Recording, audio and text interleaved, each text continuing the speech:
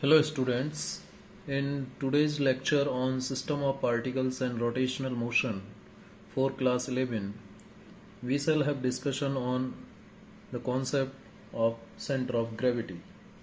After this concept center of gravity, we shall discuss the radius of gyration and then we shall have discussion on kinetic energy of an object during rotational motion. So first we try to know the meaning of center of gravity. इससे पहले वाले lectures में हमने centre of mass की बात की थी.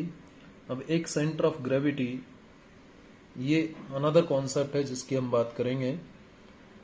Torque की हमने बात की, कपल की हमने बात की. टॉर्क के केस में सिंगल फोर्स लगता है, कपल के केस में दो equal and opposite force different line of actions के अलोंग लगते हैं. रिजिड बॉडी जब रोटेशनल मोशन में होती है तो हम जानते हैं कि लीनियर वेलोसिटीज डिफरेंट पार्टिकल्स की डिफरेंट होती हैं, लेकिन एंगुलर वेलोसिटीज कांस्टेंट होती हैं. सभी पार्टिकल सेम एंगुलर वेलोसिटी से रोटेट करते हैं, ये आप सब जानते हैं. Because the change in angle with respect to time means the angular displacement of each and every particle remains same in case of rotational motion. All of you know it very well. Now, what is center of gravity? The center of gravity of a body is a point where the weight of the body were supposed to act and the total gravitational torque on the body is zero. ये वो point है centre of gravity. देखिए, समझने का प्रयास कीजिए. Centre of gravity, centre of gravity एक point है. कौन सा पॉइंट है? किसी रिजिड बॉडी के अंदर वो है पॉइंट है जिस पर उस रिजिड बॉडी का पूरा की पूरा वेट, होल वेट, ये वेयर द होल वेट, पूरा की पूरा वेट होगा, where the whole weight of the body were supposed to act and the total gravitational torque is zero. दो बातें होनी चाहिए. सेंटर ऑफ ग्रेविटी वो पॉइंट है किसी रिजिड बॉडी का जिस पॉइंट पर पूरा की पूरा रिजिड बॉडी का वेट कंसंट्रेटेड माना जा सकता है. एक्ट ऐसे कह सकते हैं कि उस जगह पूरा वेट टिका हुआ है. और दूसरा पॉइंट है कि उस पॉइंट पर उस जगह ग्रेविटेशनल टॉर्क का वैल्यू जीरो होना चाहिए. अब यहां पर आपको एक नया शब्द दिख रहा है, ग्रेविटेशनल टॉर्क. ये कोई नया शब्द नहीं है. टॉर्क आप जानते हैं. ग्रेविटेशनल टॉर्क का मतलब हो गया कि जिस जगह फोर्स ऑफ ग्रेविटी की हम बात करते हैं उस जगह जो टॉर्क होगा वो टॉर्क ग्रेविटेशनल टॉर्क हो जाएगा. आर क्रॉस एफ के बजाय हम क्या लिखेंगे? R cross F G. F की जगह क्या आ जाएगा? ग्रेविटेशनल फोर्स आ जाएगा. देखिए, इसे समझने के लिए, सेंटर ऑफ ग्रेविटी का मीनिंग समझने के लिए हम एक ये रिजिड बॉडी कंसीडर कर लेते हैं. ये रिजिड बॉडी है जिसमें बहुत सारे पार्टिकल्स हैं. जब आप इसको बैलेंस करेंगे तो यहाँ, जैसे आपने कभी प्लेट को बैलेंस किया होगा अपने हाथ के ऊपर, ठीक है, उंगली के ऊपर आपने एक जो जिसमें खाना खाते हैं उस प्लेट को आपने बैलेंस किया होगा, या किसी बुक को बैलेंस किया होगा आपने. तो जिस पॉइंट पर वो बैलेंस होता है, जिस पॉइंट पर बैलेंस होता है नॉर्मली वो सेंटर ऑफ ग्रेविटी होता है. लेकिन ये डिपेंड करेगा कि जो ऑब्जेक्ट है वो स्मॉल ऑब्जेक्ट है, यानी रिजिड बॉडी स्मॉल है या लार्ज साइज का है. ठीक है, तो जब कोई रिजिड बॉडी स्मॉल साइज का होता है, स्मॉल रिजिड बॉडीज के लिए तो सेंटर ऑफ ग्रेविटी वही होगा जहां सेंटर ऑफ मास होता है. ध्यान रखिए, इंपॉर्टेंट पॉइंट है कि एक तो है आपके पास सेंटर ऑफ मास और एक है सेंटर ऑफ ग्रेविटी. तो यदि रिजिड बॉडी का साइज छोटा है, rigid body small rigid body है, स्मॉल रिजिड बॉडी के केस में सेंटर ऑफ ग्रेविटी उसी जगह होगा जहां सेंटर ऑफ मास होगा. ठीक है, लेकिन यदि रिजिड बॉडी का साइज ज्यादा है, if you are having a large size rigid body, then in that case the center of gravity will not coincide with center of mass. तो उस केस में centre of gravity, centre of mass जिस जगह होगा वहां नहीं होगा, दोनों अलग अलग जगह होंगे. तो देखिए, पहले सेंटर ऑफ ग्रेविटी को जानते हैं हम. ये हमने एक रिजिड बॉडी लिया, मान लेता हूं कि ये बैलेंस पॉइंट है, ये बैलेंस पॉइंट है. मान लीजिए ये कोई एक रिजिड बॉडी आप जैसे कंसीडर कर सकते हो, बुक कंसीडर कर सकते हो, और इसको मैंने एक पेंसिल के ऊपर बैलेंस कर लिया. ये एक पेंसिल मैं बना देता हूं, ये एक पेंसिल है, इस पेंसिल के ऊपर मैंने इसको बैलेंस कर दिया रिजिड बॉडी को. ठीक है, तो ये पॉइंट जो है इसका सेंटर ऑफ ग्रेविटी कहलाएगा. आप जानते हैं रिजिड बॉडी के अंदर बहुत सारे पार्टिकल्स होते हैं, बहुत सारे पार्टिकल्स होते हैं, एक कोई पार्टिकल नहीं होता, बहुत सारे ऐसे पार्टिकल्स डिस्ट्रीब्यूटेड होते हैं. और इन सभी पार्टिकल्स का अपना अपना मास होता है. जैसे कि मैं कहूं कि इस पार्टिकल का मास m1 है, यहाँ पर जो पार्टिकल है इसका मास m2 है, इस तरीके से। ठीक है, सबका अपना अपना मास होता है m2, ये m3 पार्टिकल मान लेता हूँ, ये m4 मान लेता हूँ, ये m5 मान लेता हूँ, ये m6। सभी पार्टिकल्स का अपना अपना मास है। बहुत सारे पार्टिकल्स होते हैं, तो सभी पार्टिकल्स पर जो फोर्स लगेगा ड्यू टू ग्रेविटी जो फोर्स लगेगा वो कितना होगा? फर्स्ट पार्टिकल m1 जिसका मास है उस पर लगेगा m1g, फिफ्थ पार्टिकल जिसका मास m5 है उस पर लगेगा m5g। ठीक है, सिक्स पार्टिकल जिसका मास m6 है उस पर कितना फोर्स ऑफ ग्रेविटी लगेगा? m6 इंटू जी। फोर्थ पार्टिकल पर जो फोर्स ऑफ ग्रेविटी लगेगा m4 इंटू जी लगेगा। सेकेंड पार्टिकल पर जो फोर्स ऑफ ग्रेविटी होगा वो कितना होगा? m2 इंटू जी होगा। और थर्ड पार्टिकल पर जो फोर्स ऑफ ग्रेविटी लगेगा वो कितना होगा? m3 इंटू जी होगा। यानी each and every particle will experience a force of gravity. क्या एक्सपीरियंस करेंगे? फोर्स ऑफ ग्रेविटी करेंगे। अब जो यहाँ पर जब इनको फोर्स ऑफ ग्रेविटी एक्सपीरियंस हो रहा है और यदि ये रिजिड बॉडी मान लीजिए रोटेशनल मोशन में है तो इनका सबका अपना अपना वेट है। देखिए जैसे मैंने आपको बताया ये m1 इंटू जी है, क्या वेट है। m1 इंटू जी क्या है बेटा? वेट है। m1 इंटू जी वेट हो गया, सबका अपना अपना वेट है। तो यदि इस रिजिड बॉडी को मैं एक पॉइंट इसमें कंसीडर कर लेता हूं, इसी रिजिड बॉडी को मैं लेकर चल रहा हूं, इस पॉइंट पर मान लेता हूं कि इस पूरी रिजिड बॉडी का जो वेट है, whole weight of this rigid body is suppose to act on this point, is supposed to act on this point, and at this point the gravitational torque is also zero, then this would be the center of gravity, this point would be the center of gravity। तो यहाँ पर वही gravitational torque का जो value होगा इस जगह वो क्या हो जाएगा? जीरो हो जाएगा। और ये इसका लाइन ऑफ एक्शन हो जाएगा। ये क्या हो जाएगा? लाइन ऑफ एक्शन हो जाएगा। तो ये वो पॉइंट है जहां पर इस पूरी की पूरी रिजिड बॉडी का वेट कंसंट्रेटेड माना जा सकता है, एक्ट हो रहा है ऐसा माना जा सकता है, इस जगह सेंटर्ड है ये माना जा सकता है, और इस जगह ग्रेविटेशनल टॉर्क का वैल्यू भी क्या होगा? जीरो होगा। तो सेंटर ऑफ ग्रेविटी तो वो पॉइंट है जहां पर नंबर वन जहां पर whole weight of the rigid body were suppose to act, and number two where the total gravitational torque is zero. ये दो पॉइंट जहां पर सेटिस्फाई होते हैं उस पॉइंट को, उस रिजिड बॉडी का हम क्या कहते हैं? सेंटर ऑफ ग्रेविटी कहते हैं। जैसे कि मैंने आपको यहाँ एग्जांपल रखा, तो इन पॉइंट्स पर तो ये बैलेंस नहीं होगा, इस जगह बैलेंस हो जाएगा। जिस जगह बैलेंस हो जाता है ये ऑब्जेक्ट, आपने फिंगर पर बुक को बैलेंस किया होगा, बुक को जब बैलेंस करते हैं घुमाते हुए चले जाते हैं, बहुत अच्छे से रोटेशनल मोशन में होता है वो बुक। ठीक है, प्लेट को आप घुमा देते हैं कई बार, तो जो पॉइंट जिस पर वो बैलेंस होकर के रोटेशनल मोशन में है उस पॉइंट को आप क्या कहते हैं? सेंटर ऑफ ग्रेविटी कहते हैं। क्या कहते हैं बेटा? उसको सेंटर ऑफ ग्रेविटी कहते हैं। अब देखिए जो टोटल ग्रेविटेशनल टॉर्क होगा सेंटर ऑफ ग्रेविटी पर क्या होगा? जीरो होगा। Total gravitational torque at centre of gravity वो क्या होगा? जीरो होगा। सिंस टोटल ग्रेविटेशनल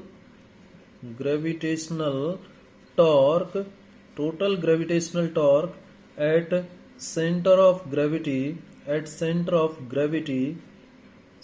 ग्रेविटी पर जो टोटल ग्रेविटेशनल टॉर्क होगा, ठीक है, जिसको हम टॉ जी से रिप्रेजेंट करेंगे। जी का मतलब ग्रेविटेशनल, टॉ का मतलब टॉर्क। टोटल ग्रेविटेशनल टॉर्क का जो वैल्यू होगा सेंटर ऑफ ग्रेविटी पर क्या हो जाएगा? जीरो हो जाएगा। टोटल ग्रेविटेशनल टॉर्क जीरो हो जाएगा। और इस टोटल ग्रेविटेशनल टॉर्क को मैं क्या लिख दूं? I फ्रॉम 1 to n टॉ आई लिख देता हूं, है या नहीं भाई? जो टोटल ग्रेविटेशनल टॉर्क होगा बेटा यहाँ पर, ये इस केस में आप देखिए, इस केस में जो टोटल ग्रेविटेशनल टॉर्क होगा वो फर्स्ट पार्टिकल का ग्रेविटेशनल टॉर्क, सेकंड पार्टिकल का ग्रेविटेशनल टॉर्क, ऐसे ही जितने भी पार्टिकल्स हैं इस रिजिड बॉडी के अंदर उन सबके टॉर्क का सम होगा। तो टोटल ग्रेविटेशनल टॉर्क क्या हो जाएगा? जीरो हो जाएगा। और इसको मैं क्या लिख सकता हूं? Summation I from 1 to n टॉ आई, इस तरीके से लिख सकता हूं। ठीक है, तो ये टॉ जी की जगह, ग्रेविटेशनल टॉर्क की जगह मैं ऐसा लिख सकता हूं, इज इक्वल टू जीरो। ये ग्रेविटेशनल टॉर्क है। और फिर इसको मैं क्या लिखूंगा? As per definition of torque, torque क्या होता है? आर क्रॉस एफ होता है, आर क्रॉस एफ होता है। तो आयत के लिए लिख रहे हैं तो आर आई हो जाएगा, क्रॉस एफ की जगह क्या आ जाएगा बेटा? एफ जी आ जाएगा, क्योंकि ग्रेविटेशनल टॉर्क की बात हो रही है तो ये जीरो के बराबर हो जाएगा।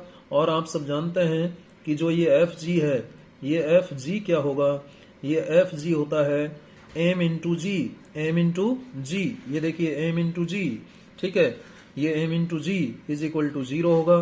तो ये वो पॉइंट है जहां पर ग्रेविटेशनल टॉर्क की वैल्यू क्या हो जाएगी, 0 हो जाएगी, ठीक है। और यहां से इसको यदि आप सॉल्व करें तो एक बड़ा अच्छा रिलेशन यहां से निकल के आ रहा है। देखिए जी को आप बाहर ले जा सकते हैं, जी को आप बाहर ले जाइए और इसको लिख सकते हैं आप summation I from 1 to N M I R I, M I R I, ये एम आई है बेटा, एम आई आयत के लिए M I R I is equal to क्या आ जाएगा, 0।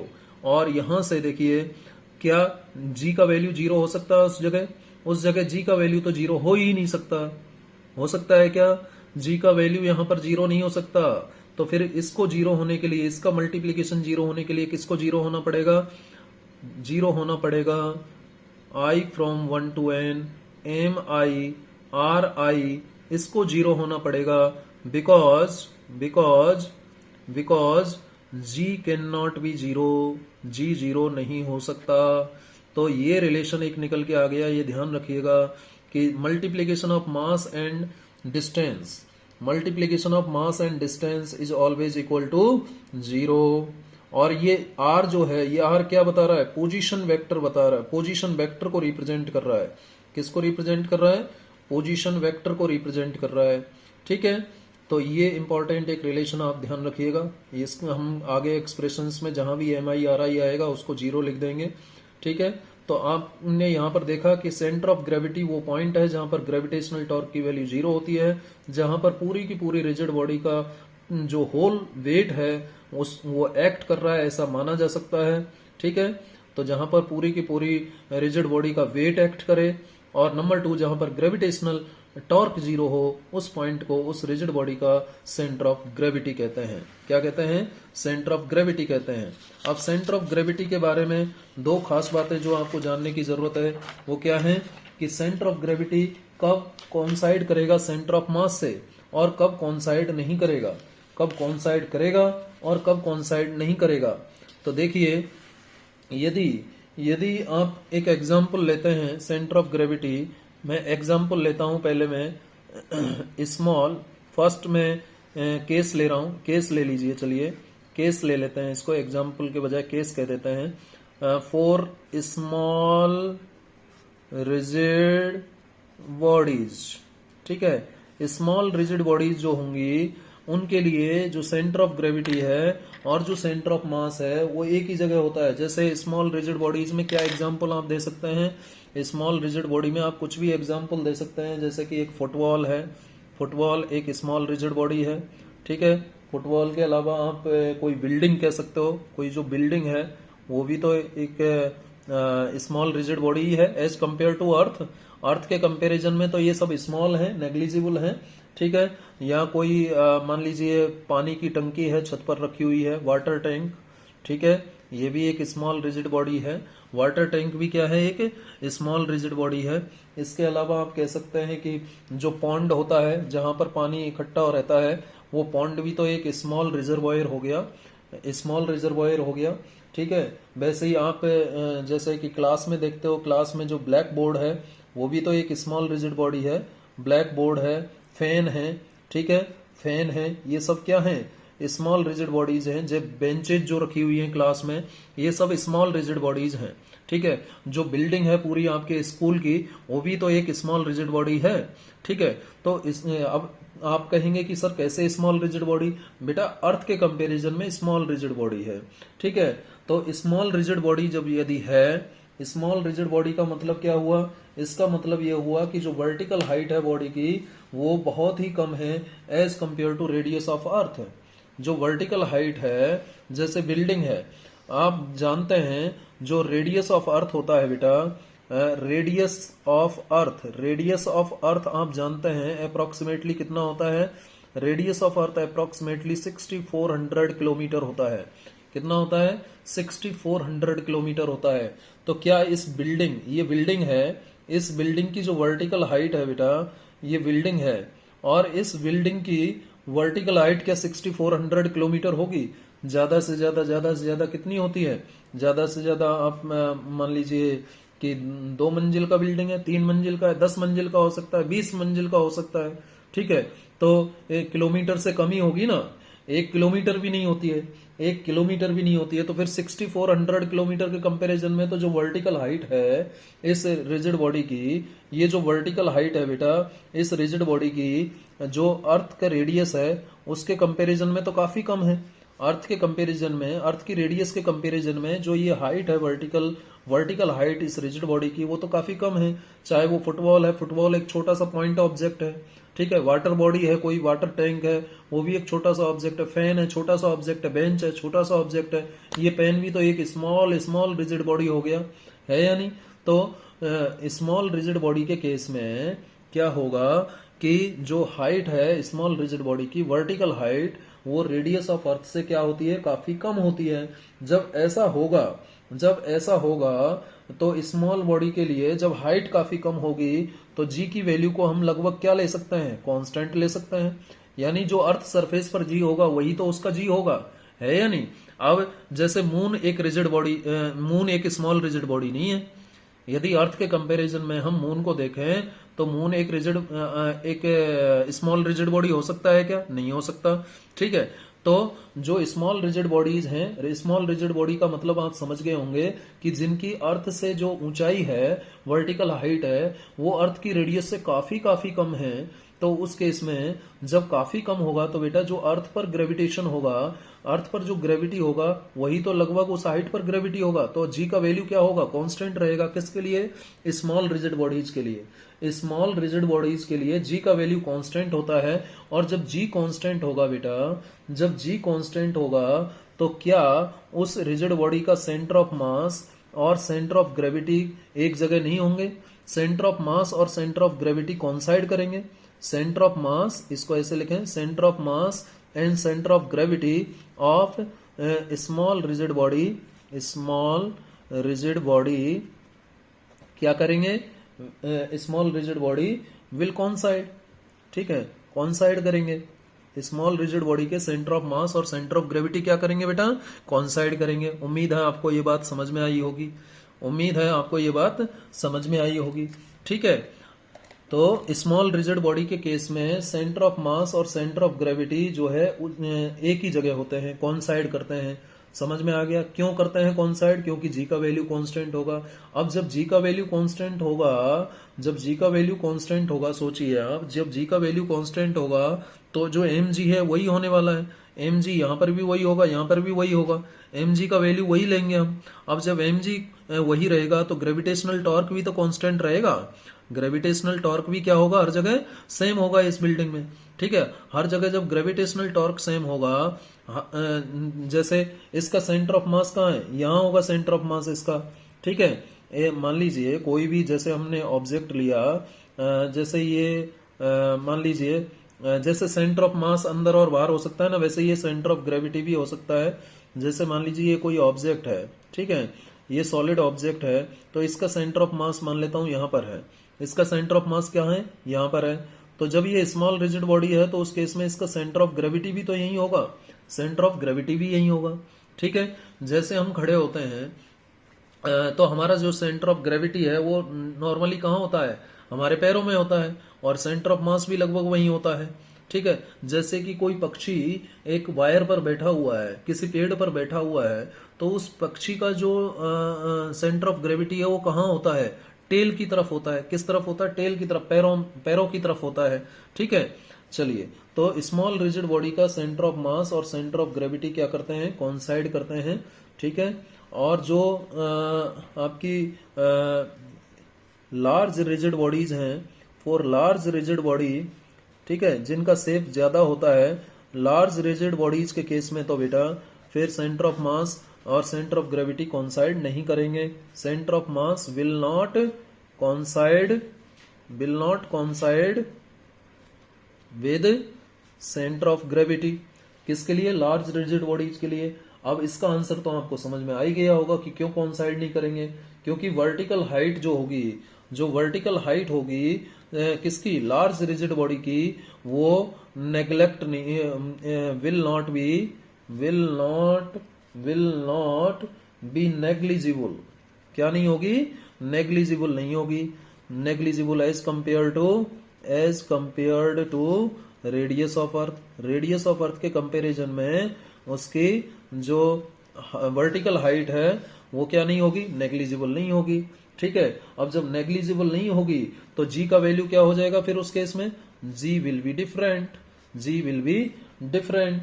ठीक है, G will be different at its different points. At its different point. जो इस लार्ज रिजिड बॉडी है, लार्ज रिजिड बॉडी के डिफरेंट पॉइंट्स पर जो जी का वैल्यू होगा वो डिफरेंट होगा। क्यों होगा? क्योंकि एच जो है नेग्लिजिबल नहीं है। किसके कंपैरिजन में? रेडियस ऑफ अर्थ के कंपैरिजन में। जब नेग्लिजिबल नहीं है तो डेफिनेटली जी डैश जो होता है ना बेटा किसी हाइट पर, वो उसका फॉर्मूला लगभग ये आता है 1-2h/r। ठीक है, तो हाइट के रेस्पेक्ट में जी का वैल्यू जो है चेंज होता चला जाता है।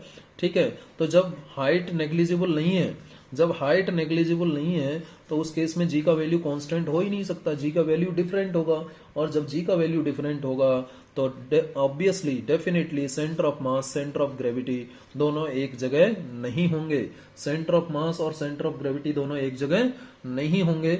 उम्मीद है ये बात भी आपको समझ में आई होगी। अब मैं थर्ड केस एक ले लेता हूं। इस थर्ड केस में मैं बात कर लेता हूं centre of gravity, centre of gravity of a rigid body, of a rigid body of irregular shape. Irregular shape की कोई रिजिड बॉडी है तो फिर उसका सेंटर ऑफ ग्रेविटी क्या होगा? ठीक है, कैसे हम कैलकुलेट करेंगे? इर्रेगुलर शेप की कोई रिजिड बॉडी है, जैसे ऊपर भी हमने जो रिजिड बॉडी ली थी जिसको हमने पेंसिल पर बैलेंस किया था, वो भी एक इर्रेगुलर रिजिड बॉडी थी। तो इर्रेगुलर रिजिड बॉडी है, इर्रेगुलर रिजिड बॉडी है, मान लीजिए इर्रेगुलर रिजिड बॉडी है। ठीक है, अब इस इर्रेगुलर रिजिड बॉडी का आपको क्या निकालना है? सेंटर ऑफ ग्रेविटी निकालना है। तो कैसे निकालेंगे सेंटर ऑफ ग्रेविटी? इसको हम क्या करेंगे बेटा, जब इर्रेगुलर शेप की रिजिड बॉडी का आपको सेंटर ऑफ ग्रेविटी निकालना होता है तो उस इर्रेगुलर रिजिड बॉडी को हम एक धागे से लटका देते हैं या किसी रॉप से, स्ट्रिंग से लटका करके देखते हैं। एक बार मैंने यहाँ इस पॉइंट से लटकाया, ए पॉइंट से। ठीक है, फिर मैं इसको बी पॉइंट से लटका देता हूँ, फिर मैं इसको सी पॉइंट से लटका देता हूँ मान लीजिए। ठीक है, अलग अलग पॉइंट पर पहले जैसे मैंने ए में शो किया हुआ है, ए से लटकाया हुआ है। फिर दूसरे केस में आप क्या कीजिए, इसको बी से लटका दीजिए। फिर तीसरे केस में सी से लटका के देखिए। जब आप ए से लटकाए थे ना, जब आप इसको ए से सस्पेंड किए थे, जैसे आप कार्डबोर्ड का एग्जाम्पल ले सकते हैं बेटा। इर्रेगुलर शेप का कोई कार्डबोर्ड लेके देखिएगा, एक्टिविटी आप कर सकते हो इसको। इर्रेगुलर शेप का कोई कार्डबोर्ड लीजिए और फिर उस कार्डबोर्ड को जगह जगह लटका के देखिए। ठीक है, तो उसका बैलेंस पॉइंट आपको फाइंड आउट हो जाएगा इस मेथड से। इर्रेगुलर शेप का कार्डबोर्ड आप जगह जगह उसको धागे से बांध करके सस्पेंड करके देखिए, लटका करके देखिए। अब जैसे ए से लटकाया, तो जब ए से लटकाओगे ना तो ये वाला एक्सिस ड्रॉ कर देना। ठीक है, ये वाला एक्सिस ड्रॉ हो जाएगा। जब बी से लटकाओगे तो ये वाला एक्सिस ड्रॉ हो जाएगा। जब सी से लटकाओगे तो ये वाला एक्सिस ड्रॉ हो जाएगा। तो इन तीनों का जो ये लाइंस हैं, ये जो लाइंस मैंने ड्रॉ की हैं ए बी सी से लटकाने पर, ए बी सी से लटकाने पर, जैसे ये ए है तो आप यहाँ कह सकते हो कि ए डैश होगा, जैसे ये बी है तो यहाँ कह सकते हो कि बी डैश होगा, यहाँ सी है तो ये सी डैश होगा। ठीक है नहीं, आपने ए बी सी से आप इसको लटका के देखिएगा। कार्डबोर्ड को पहले ए से लटकाइए, फिर बी से लटकाइए, फिर सी से लटकाइए, तो ये लाइन आपको मिल जाएगी। ठीक है, ये जो लाइन है, ये जो लाइन है जो हमने वर्टिकल लाइन ड्रॉ की है, ये जो वर्टिकल लाइन ड्रॉ की है, ये सभी की वर्टिकल लाइन हम ड्रॉ करेंगे। जब ए से लटकाया तो ये वर्टिकल लाइन, बी से लटकाओगे तो बी की वर्टिकल लाइन, सी से लटकाओगे तो सी की वर्टिकल लाइन आएगी या नहीं बेटा? ये सभी वर्टिकल लाइन एक दूसरे को कहीं इंटरसेक्ट भी करेंगी।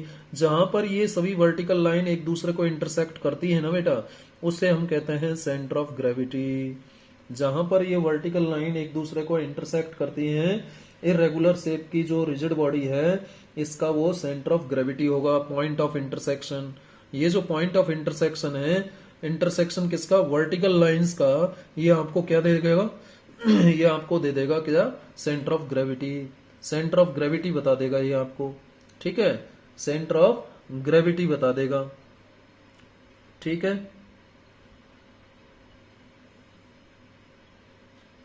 चलिए, ये बात हो गई सेंटर ऑफ ग्रेविटी की। उम्मीद है आपको यहाँ तक समझ में आया होगा। इसके बाद में जो मैंने ये बोला है ये सब कुछ यहाँ पर लिख दिया है, इससे आप नोट भी कर सकते हैं वीडियो को पॉज करके। वही बातें लिखिए जो मैंने अभी एक्सप्लेन किए हैं। The centre of gravity of a body coincides with the centre of mass of the body if the body is small in size, that is vertical height of the body is very small as compared to the radius of the earth. This is because in case of a small body the value of g remains constant throughout the body. Examples मैंने आपको दिए small rigid body के, football, water tank, pond, black board etcetera. ठीक है। In case of a very large body that is a body whose vertical height is not negligible as compare to the radius of earth, the value of g is different at its different point, hence the center of gravity does not coincide with center of mass of a large body. ठीक है, तो ये पूरी बातें मैंने आपको already explain कर दी हैं। उम्मीद है आपको ये बात भी समझ में आ गई होगी। चलिए आगे हम बात करेंगे। आगे हम सबसे पहले रेडियस ऑफ जायरेशन। देखिए मोमेंट ऑफ इनर्शिया हमने ऑलरेडी डिस्कस किया था, और उस समय मैंने कहा था कि रेडियस ऑफ जायरेशन भी हमें समझना होगा, क्योंकि रेडियस ऑफ जायरेशन पर डिपेंड करता है किसी बॉडी का मोमेंट ऑफ इनर्शिया। तो ये रेडियस ऑफ जायरेशन होता क्या है, इसे थोड़ा सा समझ लेते हैं, और उसके बाद में फिर हम डिराइव करेंगे एंगुलर जो रोटेशनल मोशन में कोई बॉडी है उसकी काइनेटिक एनर्जी का फॉर्मूला डिराइव करेंगे। तो देखिए, the radius of gyration of a body about an axis may be defined as the distance from the axis of mass point whose mass axis of that mass point whose mass is equal to the mass of whole body and whose moment of inertia is equal to the moment of inertia of the body about the axis. मतलब क्या है, देखिए जानते हैं, tension मत लीजिए। ये मान लीजिए एक रिजिड बॉडी है, ये मान लीजिए एक रिजिड बॉडी है, ठीक है, और ये है इसका एक्सिस ऑफ रोटेशन। ये क्या है, एक्सिस ऑफ रोटेशन, ठीक है, ये है एक्सिस ऑफ रोटेशन। और रिजिड बॉडी है तो इसमें बहुत सारे पार्टिकल्स भी होंगे। मान लीजिए पहला एक पार्टिकल है जिसका ये पार्टिकल मान लेता हूं, ठीक है, इसका मास m1 है, मान लीजिए, कुछ भी कंसीडर कर सकते हैं। ये दूसरा पार्टिकल मान लीजिए, ये दूसरा पार्टिकल है जिसका मास m2 है। ये तीसरा पार्टिकल मान लीजिए, चौथा या पांचवा, ऐसे बहुत सारे पार्टिकल हैं। ये आप nth मान लीजिए, n number of particles are there, और इनके ये मासेज है। अब इन पार्टिकल्स का जो है ये एक्सिस ऑफ रोटेशन है, यहाँ से ये परपेंडिकुलर डिस्टेंस हो गया r1, और यहाँ से ये परपेंडिकुलर डिस्टेंस सेकंड का r2, ठीक है, और nth का लेंगे तो ये rn आ जाएगा। ये एक्सिस ऑफ रोटेशन है, और ये सभी पार्टिकल्स इस एक्सिस ऑफ रोटेशन के चारों तरफ सर्कुलर पाथ फॉलो करते हैं। ये बात भी आप अच्छे से जानते हैं। तो रेडियस ऑफ जायरेशन जो है वो क्या है, रेडियस ऑफ जायरेशन वो डिस्टेंस है एक्सिस ऑफ मास पॉइंट से। जैसे ये कोई मास पॉइंट है, ये कोई मास पॉइंट है बेटा, इस मास पॉइंट से, ठीक है, मास पॉइंट से इस एक्सिस का वो डिस्टेंस, इस मास पॉइंट से एक्सिस का वो डिस्टेंस जिस मास पॉइंट पर इस पूरी की पूरी रिजिड बॉडी का मास, इस मास पॉइंट का जो मास है ये भी वही हो जो इस पूरी रिजिड बॉडी का मास होगा, और इस मास पॉइंट का इस एक्सिस के रेस्पेक्ट में मोमेंट ऑफ इनर्शिया भी वही हो जो इस पूरी बॉडी का मोमेंट ऑफ इनर्शिया है। तो उस केस में ये जो डिस्टेंस है इस एक्सिस से इस मास पॉइंट की, इसे रेडियस ऑफ जायरेशन कहेंगे। समझ में आया क्या? देखिए दोबारा से देखिए, देखिए रेडियस ऑफ जायरेशन का मतलब क्या है। रेडियस ऑफ जायरेशन का मतलब है डिस्टेंस, किसका, पॉइंट का, ठीक है, किसी रिजिड बॉडी के अंदर किसी पॉइंट का डिस्टेंस। ये पॉइंट है इस रिजिड बॉडी के अंदर, ये पॉइंट मास है, ठीक है। इस पॉइंट का इस रिजिड बॉडी के अंदर जो डिस्टेंस है इस एक्सिस ऑफ रोटेशन से, एक्सिस ऑफ रोटेशन से उस पॉइंट का, जिस पॉइंट पर इस रिजिड बॉडी का पूरा की पूरा मास कंसंट्रेटेड माना जा सकता है। पूरा की पूरा मास इस जगह क्या माना जा सकता है, कंसंट्रेटेड माना जा सकता है। और इसका जो मोमेंट ऑफ इनर्शिया है इस पॉइंट का about the axis of rotation will be the same as that of the moment of inertia of whole body, then this distance is known as radius of gyration. तो radius of gyration वो distance है axis of rotation से किसी मास point का, इसको हमने मास point कह दिया, ये भी मास पॉइंट है, ये भी मास पॉइंट है। तो उस मास पॉइंट को सिलेक्ट करना है आपको जिस मास पॉइंट पर इस रिजिड बॉडी का पूरा की पूरा मास कंसंट्रेटेड माना जा सकता है।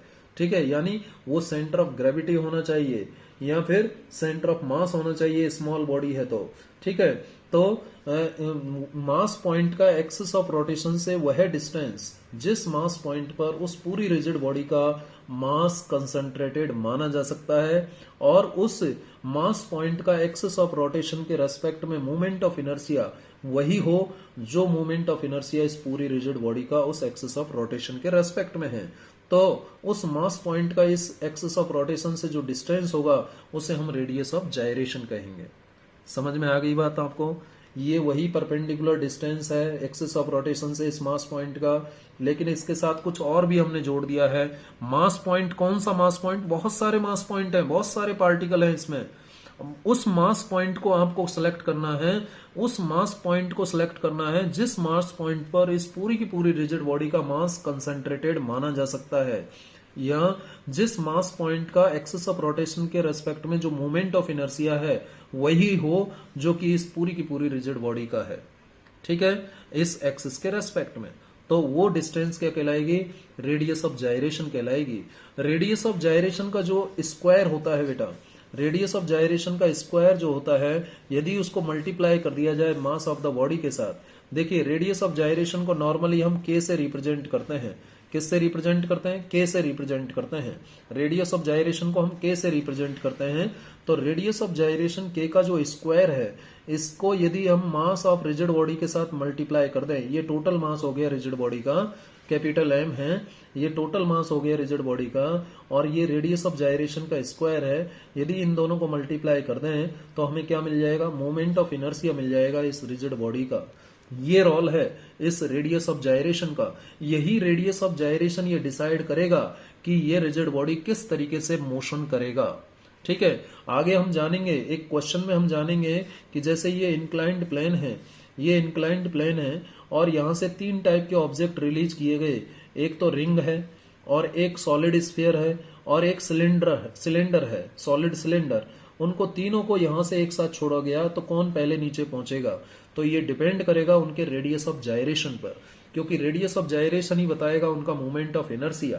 ठीक है, तो मोमेंट ऑफ इनर्शिया पर डिपेंड करता है, और मोमेंट ऑफ इनर्शिया को फाइंड आउट करने के लिए हमें रेडियस ऑफ जायरेशन पता होना चाहिए।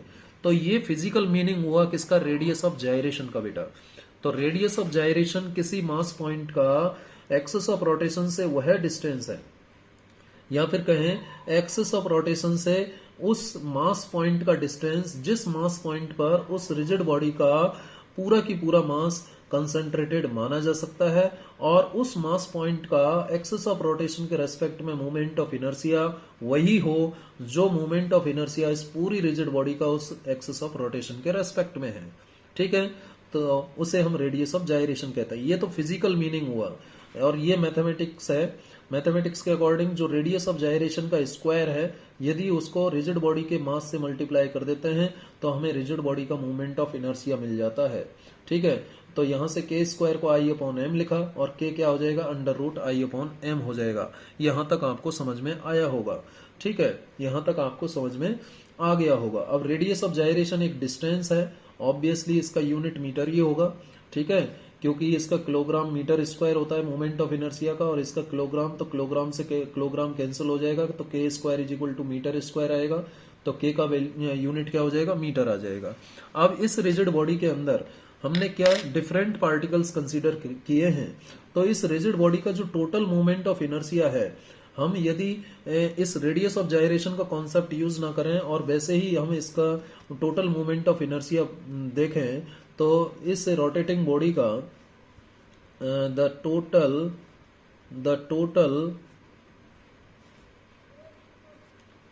मोमेंट ऑफ इनर्शिया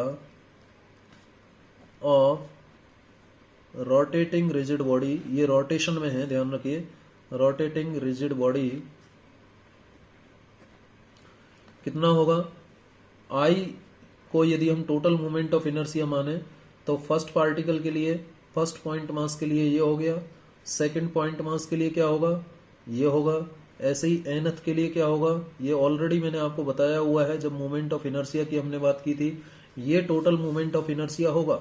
अब यहाँ पर जो पॉइंट मास है, यदि मैं कंसीडर करता हूँ, यदि मैं ये कंसीडर कर लेता हूँ, इफ आई कंसीडर दैट, मान लेता हूँ कि सभी पॉइंट मासेज का जो मास है वो लगभग क्या है, सेम है। जितने भी पार्टिकल्स हैं उनका मास सेम है, ठीक है, एम है। यदि सभी पार्टिकल्स का मास एम है तो उस केस में जो मोमेंट ऑफ इनर्शिया होगा वो क्या लिखा जाएगा, M into R one square plus M into R two square plus up to plus M into R N square, ये लिखा जाएगा। और यहाँ से एम को कॉमन लिया तो ये लिखा जाएगा आर वन स्क्वेयर, इस पेन का यूज कर लेता हूँ, R one square plus R two square plus R N square. M को कॉमन ले लिया हमने तो आई की वैल्यू ये आ गई। अब यहां से देखिए, ये एक इक्वेशन हो गई, एक ये इक्वेशन हो गई, एंड एज पर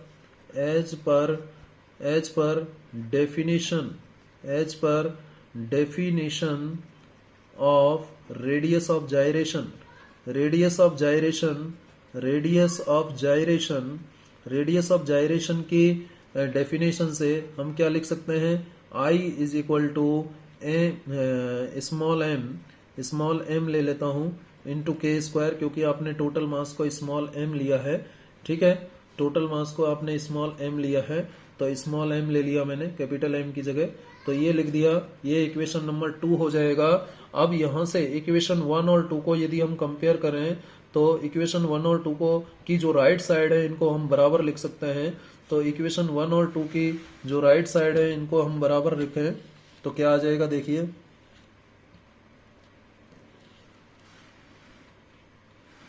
अच्छा ये टोटल मास नहीं है बेटा, हाँ हाँ हाँ बिल्कुल बिल्कुल, ये टोटल मास नहीं है ना, ये तो इंडिविजुअल पार्टिकल्स का मास है small m।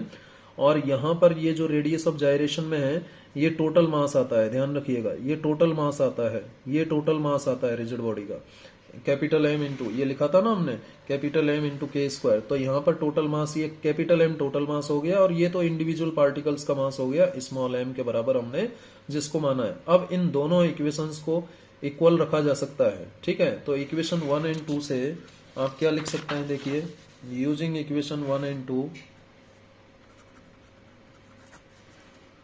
Using equation 1 and 2 we may write, क्या लिखा जा सकता है, capital M into K square is equal to small m common ले लिया था r1 square plus r2 square plus R N square, ये लिखा जा सकता है। अब यहां से के स्क्वायर निकालो, आप के स्क्वायर निकालोगे तो small m upon capital M, और ये r1 square plus r2 square plus up to plus R N square, ठीक है। अब जो ये टोटल मास है बेटा, जो टोटल मास है, टोटल मास किसका, रिजिड बॉडी का, total mass of rigid body ये किसके बराबर होगा, ये टोटल मास बराबर होगा एक पार्टिकल का मास और उसको मल्टीप्लाई करते हैं किससे, नंबर ऑफ पार्टिकल्स से, है या नहीं। एक सिंगल पार्टिकल का मास तो m है और टोटल नंबर ऑफ पार्टिकल्स हमने कितने माने थे, स्मॉल n, तो ये टोटल मास ये हो जाएगा ना, small m into small n। n क्या है, number of particles, small m क्या है, सिंगल पार्टिकल का मास। तो जब सिंगल पार्टिकल के मास को नंबर ऑफ पार्टिकल से मल्टीप्लाई कर देते हैं तो टोटल मास आ जाएगा किसका, रिजिड बॉडी का। यहां से फिर क्या निकल के आएगा, के स्क्वायर की वैल्यू आएगी small m upon capital M की जगह ये रखिए small m into small n, और ये r1 square plus r2 square plus up to plus R N square, और यहां से देखिए ये स्मॉल m से स्मॉल m कैंसिल हुआ, तो यहां से के स्क्वायर का जो वैल्यू निकल के आया r1 square plus r2 square plus R N square divided by small n, ये निकल के आया। और यहां से अब हम k की वैल्यू निकाल सकते हैं जो कि किसके बराबर होगा, square root of r1 square plus r2 square plus R N square upon small n। तो ये मैथमेटिकल रिलेशन आ गया रेडियस ऑफ जायरेशन के लिए, इंपॉर्टेंट रिलेशन है। तो इस मैथमेटिकल रिलेशन के अकॉर्डिंग हम किसे डिफाइन कर सकते हैं? रेडियस ऑफ जायरेशन को डिफाइन कर सकते हैं। आप देख सकते हैं कि जो रेडियस ऑफ जायरेशन है किसी रिजिड बॉडी का किसी गिवन एक्सिस के रेस्पेक्ट में, वो क्या होगा? रूट मीन स्क्वायर डिस्टेंस होगा। ये देखिए स्क्वायर है तो स्क्वायर हो गया, और अपॉन एन है, सबको जोड़ करके एन से डिवाइड किया है तो मीन भी आ गया, और रूट लग रहा है तो रूट हो गया, है या नहीं? तो इसे हम क्या कहेंगे? रूट मीन स्क्वायर कहेंगे ना बेटा। देखो सबको ऐड कर रखा है और फिर टोटल नंबर से डिवाइड कर रखा है, तो ये कहलाता है मीन वैल्यू। और स्क्वायर है तो स्क्वायर मीन हो गया, और रूट है तो रूट मीन स्क्वायर हो गया। ठीक है। सो radius of gyration of a body, rigid body, about an axis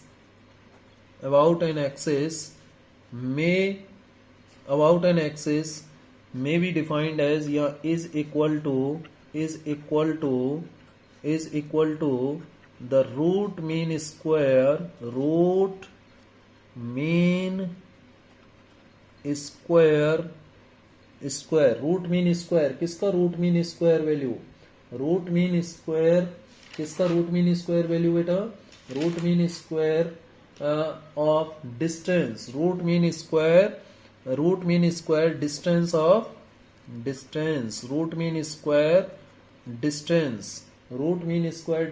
of of the constituent मतलब इसका मतलब क्या हुआ?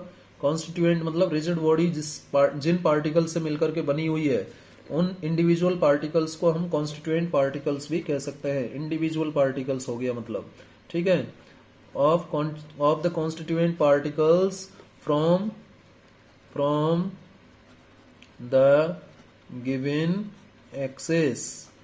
ये हो गया इस फॉर्मूले के अकॉर्डिंग इसका definition. So radius of gyration, you can see radius of gyration of a rigid body about an axis is equal to root mean square distance of the constituent particles from the given axis. Root mean square distance के बराबर होता है, ठीक है। अब ये radius of gyration किन किन पैरामीटर्स पर डिपेंड करता है, रेडियस ऑफ जायरेशन किन किन पैरामीटर्स पर डिपेंड करता है, ये भी देख लें जरा इस फॉर्मूले से।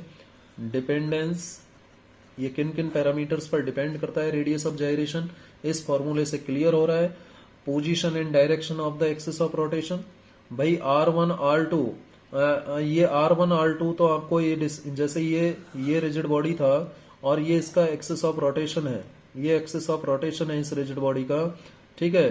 तो यहाँ पर एक पार्टिकल था, यहाँ पर एक पार्टिकल था, यहाँ पर एक पार्टिकल है, यहाँ पर एक पार्टिकल है। तो ये जितने भी पार्टिकल्स हैं इनकी जो डिस्टेंस होगी, ये R1 है मान लीजिए पहला पार्टिकल, ये R2 है दूसरा पार्टिकल, ये तीसरा पार्टिकल है तो ये R3, ये चौथा पार्टिकल है तो R4, ठीक है। तो ये एक्सिस ऑफ रोटेशन किस तरीके से ओरिएंटेड है, ठीक है। ये इसका एक्सिस ऑफ रोटेशन का ओरिएंटेशन क्या है, इसका पोजीशन क्या है, ये ऐसे है एक्सिस ऑफ रोटेशन या ऐसे है या फिर ऐसे है। एक्सिस ऑफ रोटेशन के ओरिएंटेशन पर डिपेंड करेगा कौन डिपेंड करेगा, ये रेडियस ऑफ जायरेशन। तो पहला ये डिपेंड करता है position and orientation of the axis of rotation, axis of rotation के पोजीशन और ओरिएंटेशन पर डिपेंड करता है। क्योंकि जब इसका ओरिएंटेशन या पोजीशन बदलेगा तो उस केस में क्या होगा, आर की वैल्यू चेंज होंगी, और आर की जब वैल्यू चेंज होंगी तो जो मोमेंट ऑफ इनर्शिया है, जो डिस्ट्रीब्यूशन है वो चेंज होगा, ठीक है। यानी नंबर 2 से आपको ये क्लियर हो जाएगा। Distribution of mass about the axis of rotation, distribution of mass about the axis of rotation, ये दो पैरामीटर हैं जिन पर ये रेडियस ऑफ जायरेशन डिपेंड करता है। रेडियस ऑफ जायरेशन जिन दो पैरामीटर्स पर डिपेंड करता है वो मैंने आपके सामने रखे हैं, ठीक है। तो यहाँ पर ये जो रेडियस ऑफ जायरेशन है इन दो पैरामीटर्स पर डिपेंड कर रहा है। और कल मैंने आपको, ध्यान कीजिए, कल मैंने आपको ये बताया था कि जो एक्सिस ऑफ रोटेशन है उसके ओरिएंटेशन पर कौन डिपेंड करता है, कल मैंने आपको ये बात बताई थी, कल जब हमने टॉर्क की बात की थी, हमने कपल की बात की थी, तो उस एंगुलर मोमेंटम की पहले हम ऑलरेडी बात कर चुके हैं, एंगुलर मोमेंटम की हम ऑलरेडी बात कर चुके हैं।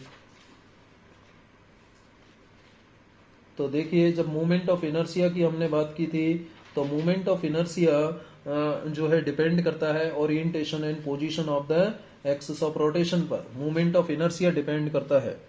तो इस पहले पॉइंट को आप समझ लीजिएगा कि जब एक्सिस ऑफ रोटेशन का पोजीशन और ओरिएंटेशन बदलता है, इसका एक्सिस ऑफ रोटेशन का पोजीशन और ओरिएंटेशन बदलेगा तो मोमेंट ऑफ इनर्शिया बदलेगा, और जब मोमेंट ऑफ इनर्शिया बदलेगा तो इस फॉर्मूले के अकॉर्डिंग रेडियस ऑफ जायरेशन बदल जाएगा। तो मोमेंट ऑफ इनर्शिया डिपेंड कर रहा है किस पर, इस एक्सिस ऑफ रोटेशन के पोजीशन और ओरिएंटेशन पर। तो पोजीशन और ओरिएंटेशन पर जब मोमेंट ऑफ इनर्शिया डिपेंड करता है तो रेडियस ऑफ जायरेशन भी डिपेंड करेगा, और दूसरा डिस्ट्रीब्यूशन ऑफ मास किस तरीके से है इस बात पर भी डिपेंड करेगा। ठीक है, तो ये रेडियस ऑफ जायरेशन की डिपेंडेंस के बारे में बात हो गई। अब मैं आगे आपसे बात करना चाहता हूं जो एक रिजिड बॉडी हम लेते हैं, रिजिड बॉडी की हम काइनेटिक एनर्जी, रिजिड बॉडी जो कि रोटेशन में है, रिजिड बॉडी जो कि रोटेशन में है उसकी काइनेटिक एनर्जी हम निकालना चाहेंगे कि काइनेटिक एनर्जी क्या होगी। Kinetic energy of A rotating body, kinetic energy of A rotating body वो पता करना चाहते हैं कि कितनी होगी। तो टॉपिक लिख लेते हैं, kinetic energy of A rotating body. Kinetic energy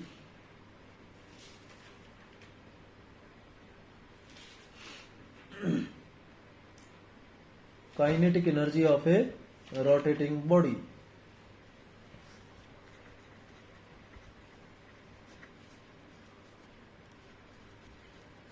या फिर कह सकते हैं kinetic energy of rotation, kinetic energy of rotation. मान लेते हैं कि ये हमारी एक रिजिड बॉडी है, ये रिजिड बॉडी है और ये इसका एक्सिस ऑफ रोटेशन है। ये क्या है, एक्सिस ऑफ रोटेशन है। ठीक है, और ये रिजिड बॉडी है। रिजिड बॉडी में आप सब जानते हैं कि डिफरेंट पार्टिकल्स होते हैं, इस तरीके से डिफरेंट पार्टिकल्स होते हैं इसके अंदर। सभी पार्टिकल्स का इस एक्सिस ऑफ रोटेशन से अपना अपना डिस्टेंस होता है या नहीं। और ये सभी पार्टिकल्स इस एक्सिस ऑफ रोटेशन के चारों तरफ सर्कुलर मोशन करते हैं। सभी पार्टिकल्स इस एक्सिस ऑफ रोटेशन के चारों तरफ सर्कुलर मोशन करते हैं। अब मैं यहाँ पर ये कंसीडर कर लेता हूं कि इस रिजिड बॉडी जिसका टोटल मास कैपिटल M है और इसमें small n number of particles हैं, कितने, small n number of particles हैं। अब मान लीजिए कि इस रिजिड बॉडी को ओमेगा एंगुलर वेलोसिटी से रोटेशन में लाया गया है। कितनी एंगुलर वेलोसिटी से रोटेशन में है, ओमेगा से, और किसके रेस्पेक्ट में है, एक्सिस ऑफ रोटेशन के रेस्पेक्ट में। ये पॉइंट मान लिया मैंने रेफरेंस पॉइंट, ये एक्सिस ऑफ रोटेशन का कोई पॉइंट मान लेते हैं। ठीक है, इसके रेस्पेक्ट में ये रोटेशन में है। तो इस पॉइंट से इसका इस फर्स्ट पार्टिकल का जो डिस्टेंस होगा ये वाला, ये इसका पोजीशन वेक्टर हो जाएगा फर्स्ट पार्टिकल का। ये सेकंड पार्टिकल है तो ये जो डिस्टेंस होगा ये सेकंड पार्टिकल का पोजीशन वेक्टर हो जाएगा।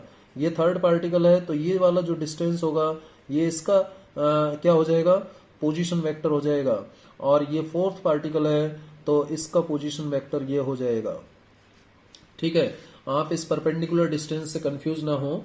जैसे कि आप इस देखिए इस तरीके से समझ सकते हैं, ये रिजिड बॉडी है। ठीक है, और ये इसका एक्सिस ऑफ रोटेशन का पॉइंट है। ठीक है, इस रिजिड बॉडी को हमने ओमेगा किससे, ओमेगा एंगुलर वेलोसिटी से रोटेशन में लाए हैं। और इसमें डिफरेंट पार्टिकल्स हैं। मान लीजिए ये पहला पार्टिकल है। ठीक है, ये पहला पार्टिकल है, फर्स्ट पार्टिकल, ये फर्स्ट पार्टिकल है, ये सेकंड पार्टिकल में मान लेता हूं, और ये थर्ड पार्टिकल है मान लीजिए। तो ये पार्टिकल जो है इस एक्सिस ऑफ रोटेशन के चारों तरफ इस तरीके से सर्कुलर पाथ फॉलो करेंगे। दूसरा पार्टिकल भी इस तरीके से सर्कुलर पाथ फॉलो करेगा, इस तरीके से घूमेगा। और जो तीसरा पार्टिकल है वो भी इस तरीके से सर्कुलर पाथ फॉलो करेगा या नहीं। इस तरीके से मैंने पूरा सर्कुलर पाथ नहीं बनाया है। जैसे पहला पार्टिकल तो इस तरीके से सर्कुलर पाथ में जाएगा, दूसरा पार्टिकल इस तरीके से सर्कुलर पाथ में, तीसरा इस तरीके से ये सर्कुलर पाथ फॉलो करेंगे। इनकी जो यहाँ पर लीनियर वेलोसिटी होगी फर्स्ट पार्टिकल की वो v1 हो जाएगी, सेकंड पार्टिकल की लीनियर वेलोसिटी निकालें तो v2 हो जाएगी, और थर्ड पार्टिकल की लीनियर वेलोसिटी निकालें तो v3 हो जाएगी। ठीक है, अब इस ओ से जो कि एक्सिस ऑफ रोटेशन है, ओ को हमने एक्सिस ऑफ रोटेशन माना है। एक्सिस ऑफ रोटेशन से इस फर्स्ट पार्टिकल का जो डिस्टेंस है वो इसका पोजीशन हो गया, सेकंड पार्टिकल का जो डिस्टेंस है वो सेकंड पार्टिकल का पोजीशन वेक्टर हो गया, और थर्ड पार्टिकल का जो डिस्टेंस है ये थर्ड पार्टिकल का पोजीशन वेक्टर हो गया।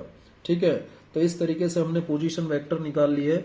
अब जो पार्टिकल है इस रिजिड बॉडी के अंदर, इस रिजिड बॉडी के अंदर जितने भी पार्टिकल्स हैं, जैसे कि यहाँ पर भी आप देख सकते हैं, ये पहला पार्टिकल इस तरीके से सर्कुलर पाथ फॉलो करेगा, ये दूसरा पार्टिकल इस तरीके का सर्कुलर पाथ फॉलो करेगा। यदि केवल दो पार्टिकल्स का एग्जाम्पल लें तो ये इसका जो है रेडियस ऑफ सर्कुलर पाथ हो जाएगा, यही वाला डिस्टेंस की मैं बात कर रहा हूँ। यहाँ पर मैंने ये एक्सिस ऑफ रोटेशन दिखा दिया है, यहाँ पर मैंने केवल ये पॉइंट दिखाया है, जैसे कि ये पेन रखा हुआ है और इस पेन के चारों तरफ डिफरेंट पार्टिकल्स हैं। ये पहला पार्टिकल है, ये दूसरा पार्टिकल है, ऐसे ये तीसरा पार्टिकल है। तो वो पार्टिकल्स इस एक्सिस ऑफ रोटेशन के चारों तरफ जो है डिफरेंट लीनियर वेलोसिटीज से रिवोल्यूशन में है। ठीक है, सर्कुलर पाथ में रिवॉल्व कर रहे हैं, रोटेशन कर रहे हैं। ठीक है, और जो एक्सिस ऑफ रोटेशन है वहां से पार्टिकल्स का जो डिस्टेंस होगा वो क्या कहलाएगा, उस रेफरेंस पार्टिकल से, रेफरेंस पॉइंट जैसे ये लिया तो यहां से निकाल सकते हो, ये ले रहे हो तो यहां से निकाल सकते हो। एक ही रेफरेंस पॉइंट हमने ले लिया, ये वाला ले लिया जैसे, तो फर्स्ट पार्टिकल का डिस्टेंस r1 हो गया, सेकंड का r2 हो गया, थर्ड का r3 हो गया। तो ये वाला डायग्राम आप बना दीजिएगा। चलिए, अब जब ये रिजिड बॉडी रोटेशन में होता है तो इसका प्रत्येक पार्टिकल भी रोटेशन में होता है।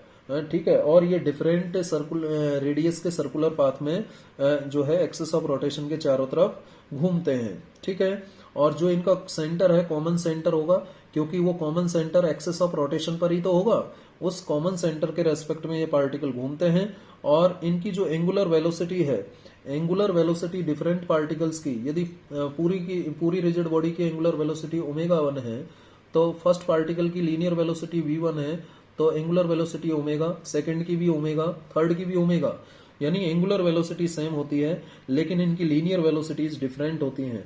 लीनियर वेलोसिटीज क्या होती हैं, डिफरेंट होती हैं। तो यदि मैं बात करूं सिंस v1 किसके बराबर हो जाएगा, r1 इंटू ओमेगा के बराबर हो जाएगा। v2 की बात करूं तो किसके बराबर हो जाएगा बेटा, r2 इंटू ओमेगा के बराबर हो जाएगा। ऐसे ही nth पार्टिकल का लीनियर वेलोसिटी निकालूं तो rn इंटू ओमेगा हो जाएगा। ठीक है, अब यदि काइनेटिक एनर्जी की मैं बात करूं, therefore kinetic energy of first particle की मैं काइनेटिक एनर्जी की मैं बात करूं तो फर्स्ट पार्टिकल की जो काइनेटिक एनर्जी है वो कितनी हो जाएगी, हाफ mv², तो हाफ m1v1² ये हो जाएगी।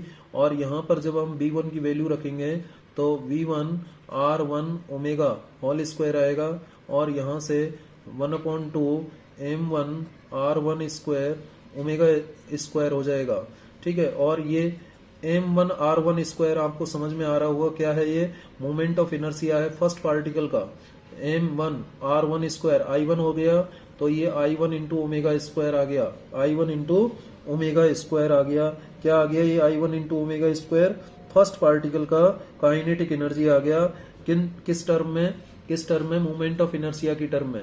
ठीक है, ये मैंने एक पार्टिकल का आपको निकाल के बताया, लेकिन मैं इस फॉर्मूले का यूज करूंगा, अभी इसका यूज नहीं करूंगा। ठीक है, इसको हम लास्ट में लिख देंगे। चलिए अभी मैं इसको काट देता हूं, आना यही है। तो ये हमने फॉर्मूला लिखा। सेकंड पार्टिकल के लिए काइनेटिक एनर्जी इस टर्म में लिखें तो क्या आएगा, similarly for second particle, kinetic energy for second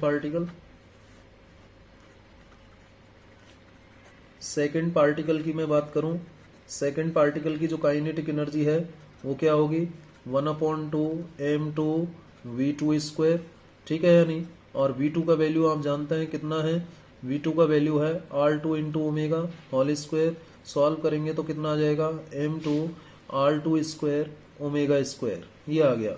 ऐसे ही मैं थर्ड पार्टिकल की लिखना चाहूं तो लिख सकता हूं half m3 r3² into omega. Kinetic energy of third particle, third particle की काइनेटिक एनर्जी लिखना चाहूं तो क्या आएगी, हाफ m3v3 स्क्वायर। ठीक है, तो v3 की वैल्यू क्या है, v3 की वैल्यू है r3 into omega whole square. तो यहां से इसको सॉल्व करें तो m3r3 स्क्वायर ओमेगा स्क्वायर ये आ जाएगा।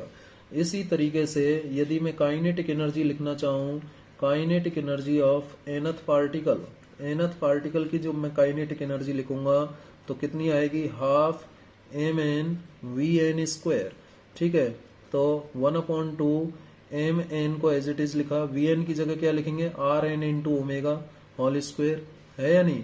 तो ये क्या आ जाएगा, 1/2 mn rn square omega square. इस तरीके से हमने सभी पार्टिकल्स की काइनेटिक एनर्जी निकाल ली। अब kinetic energy of rotating body, पूरी टोटल काइनेटिक एनर्जी यदि हम निकालें, total kinetic energy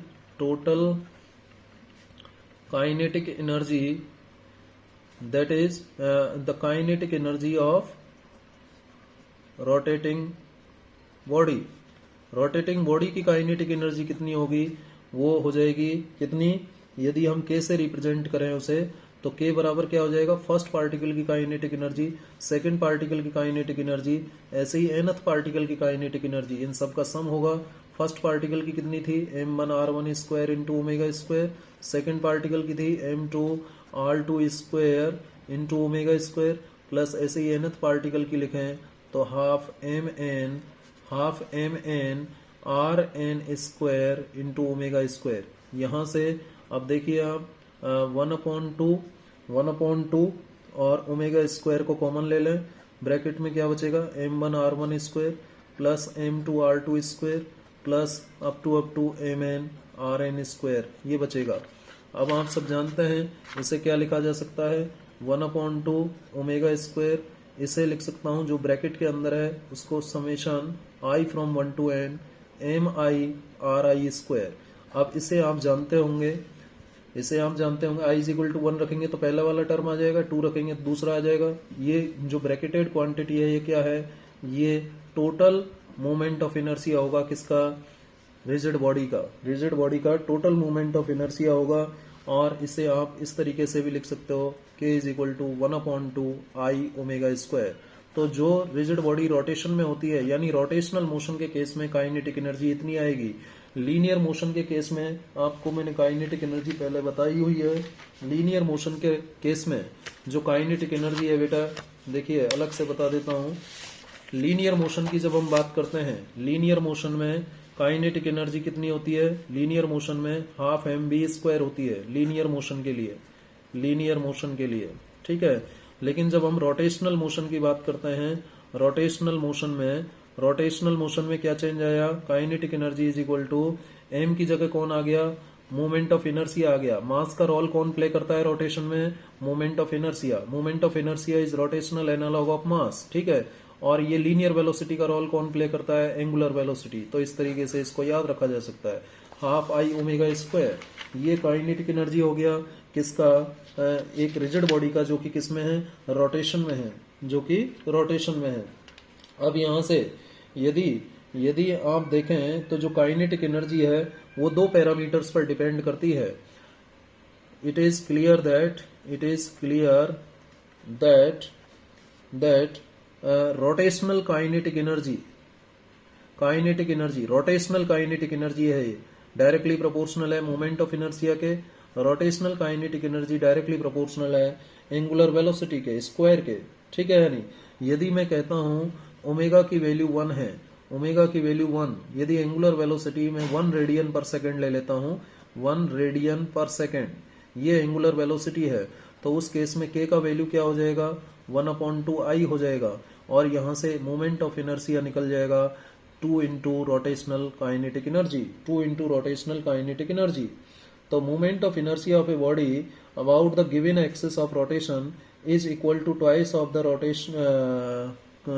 of the rotational kinetic energy if the rigid body is rotating with unit angular velocity। 1 radian पर सेकेंड से जब कोई रिजिड बॉडी रोटेट करती है 1 रेडियन पर सेकंड से जब कोई रिजिड बॉडी रोटेट करती है तो उस रिजिड बॉडी का मोमेंट ऑफ इनर्शिया उस रिजिड बॉडी की रोटेशनल काइनेटिक एनर्जी का डबल होता है। ध्यान रखिएगा, ठीक है।